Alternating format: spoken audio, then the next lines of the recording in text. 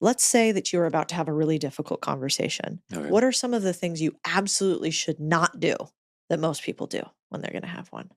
Begin with the fluff. Mm, This compliment sandwich, what do they call that? yeah.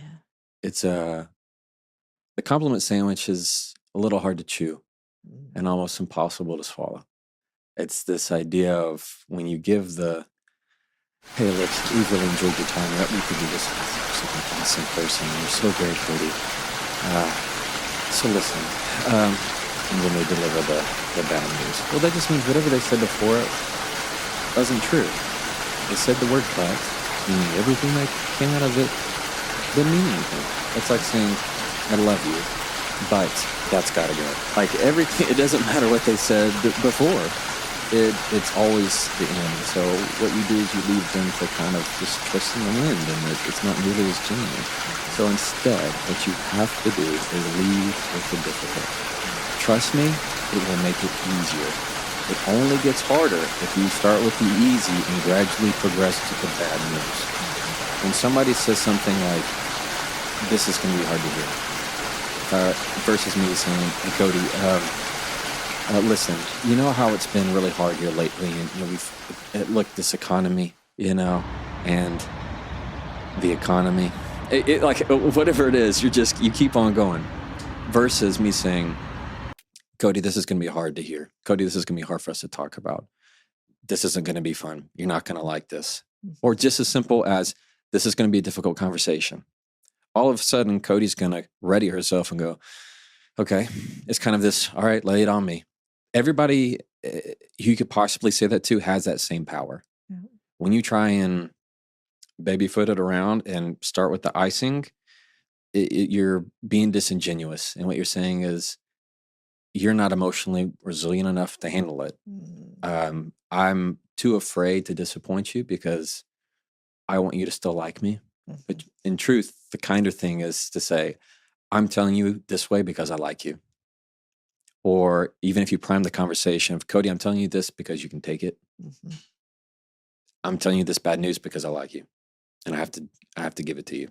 Then you give the bad news. That's going to be a whole lot better to start your difficult conversation every single time. Whether it's a sensitive conversation, whether it's you need to fire somebody, whether Mhm. it's you need to talk about a difficult subject, you label that conversation to let them know rather than them having to try and figure it out of like they're waiting for that answer. Yeah, what else is fascinating is every time you do that, you want to nod back.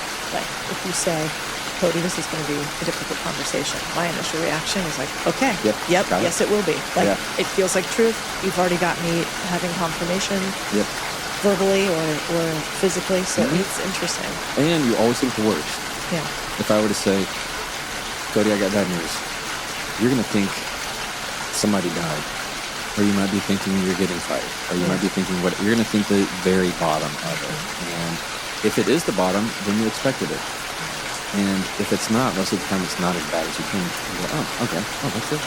I can know that. Like it's this reverse psychology of I can know that. It's not really as bad as I thought it could be. Jefferson, we talk the most about interpersonal relationships Mm-hmm. and not maybe as much about relationships. Yeah. But if there's a young man or woman out there wanting to have better conversations with the opposite sex, what is the most applicable advice you have for communications from all the things that you talk about? Well, that's not easy. I know.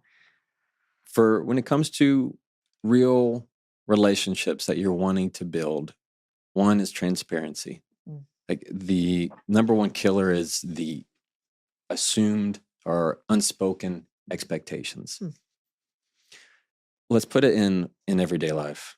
Most of the time we text, right? That's how we communicate.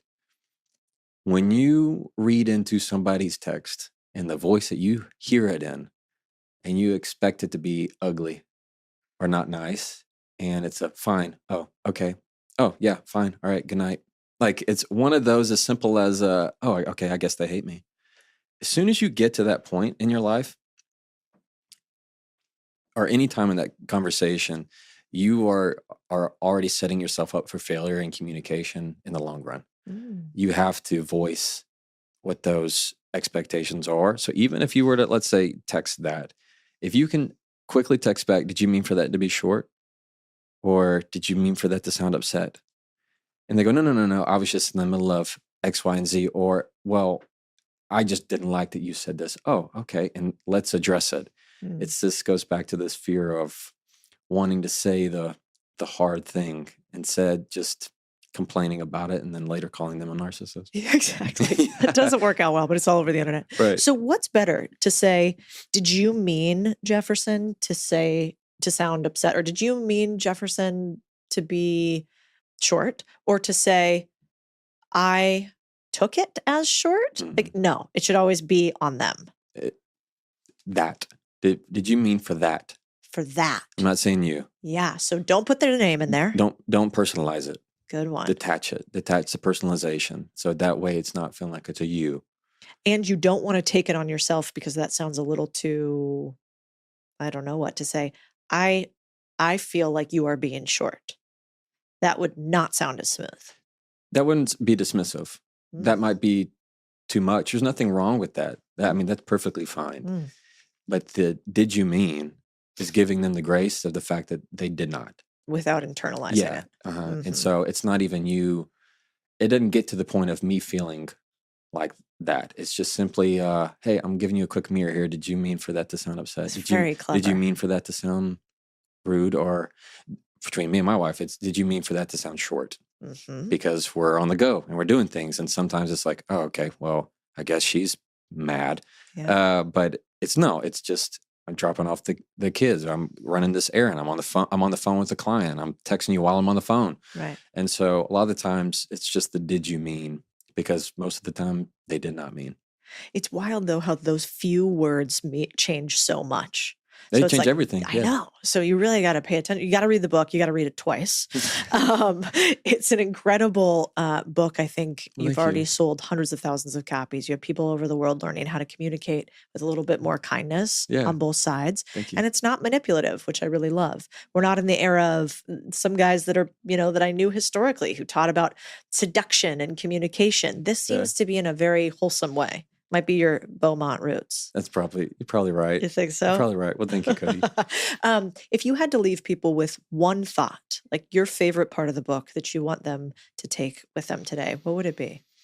Have something to learn, not something to prove. Whenever you're in a conversation with a friend, with a spouse, significant other, anytime, at work, living room to boardroom, have something to learn, not something to prove. When you set out to prove them wrong, you will most likely get less in return. But when you set out to ask the question internally of where is this coming from? What do I have to learn here? Your conversation's always going to go a lot better, and you're going to have a better communication and a better relationship, and that means a better life. So good. I actually always watch out for the guys with the slow Southern drawls, because the people who have done the best deals against me, who have just beat me up more than anything, have been smooth talking Texans. You're going to watch out for those. You got to watch out. And I remember they're up to no good. They're up to no good. Well, they always, one of my favorite guys in the world, he's an incredible deal maker. I won't say his name because he'll get embarrassed, but he's got a real slow Southern drawl. And he'll always say, well, for a kid from, I won't say, I'm just a guy from Texas and I don't really understand that. Could you explain it to me? And then I'll explain it to him, and then he'll proceed to just shred me. That's how you know he knows. That's the giveaway. Yeah, that's the dead giveaway that he already understands it. Oh, He's already got it. I'm just kind of slow. Can you explain that to me again? I'm like, oh, fuck. Yeah. Here it comes. My favorite is to use is maybe so. Like somebody says something, no matter if it's an idea or it could be something mean or condescending, or typically it's some kind of idea. I'll go, well, maybe so. Like that right there to me is it's my favorite power move to do, because there's nothing you can do with it. And what happens is the other person will actually start talking and like saying my point for me in many ways. But yeah, you just kind of slowly go, well, maybe so. It's also the well. That's a good dear friend of mine, Joe from Kentucky. That's what he does. He goes, well, yeah. He just kind of leaves it. Well, it's a great attitude to have. It really is. It goes back to just being in the pocket of, no, I'm not really going to be upset about this. Well, maybe it is. Maybe it isn't. I don't know. We all need to be a little more Southern. If you enjoyed that clip and want to see the rest of the conversation, you can click right here. Or if you want to see the latest episode of the Jefferson Fisher podcast, click right here, and I'll meet you there.